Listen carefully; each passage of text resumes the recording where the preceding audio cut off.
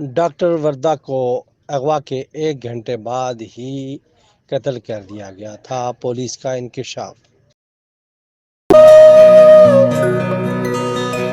Hyderabad DHQ اسپتال سے اغوا کے بعد قتل کی جانے والی ڈاکٹر وردہ کے قتل کیس میں اہم انکشافات سامنے آئے ہیں۔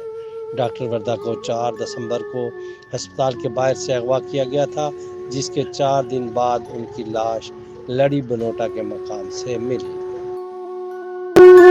DPO ہارون رشید کے مطابق ڈاکٹر وردہ کو اغوا کے 1 گھنٹے بعد ہی قتل کر دیا گیا تھا۔ ان کو ملزمان پہلے جناح آباد کے زیر تعمیر مکان میں لے گئے، جہاں خاتون کو گلا دبا کر قتل کیا گیا اور لاش ٹھنڈیانی کے قریب دفنا دی گئی تھی۔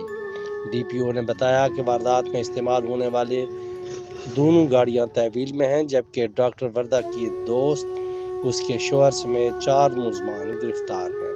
چوتھے ملزم کی تلاش جاری ہے۔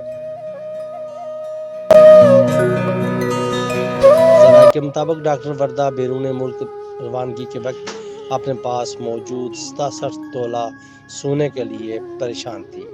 ملزمہ نے ڈاکٹر وردہ کا اعتماد حاصل کر کے سونا اپنے پاس امانتاً رکھوانے پر آمادہ کیا۔ ملزمہ نے ڈاکٹر وردہ کا سونا گروی رکھ کر 50 لاکھ روپے بھی حاصل کر رکھے تھے۔